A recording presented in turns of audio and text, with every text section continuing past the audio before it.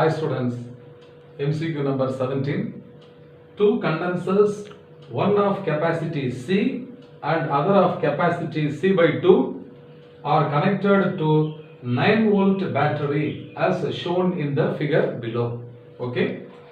So first one is having a capacity C, second one is having a capacity C by 2, and here V is equal to 9 volt is given.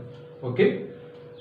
Now the work done in charging both the condensers fully. So what is the work done in charging the condensers fully?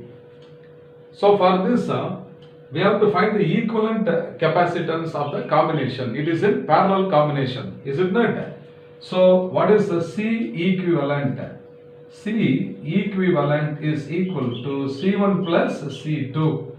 So what is this C plus C by 2? So this is equal to 3 by 2 C. 3 by 2 times C. Is it not that? And therefore work done is equal to half into C equivalent into V square. So this is now equal to 1 by 2 into C equivalent is 3 by 2 C. So this is 3 by 2 times C into V square. So this is 3 by 4 C V square. Therefore the work done is equal to 3 by 4 times C V square. So which is the correct option? Option C. Therefore option C is the correct answer.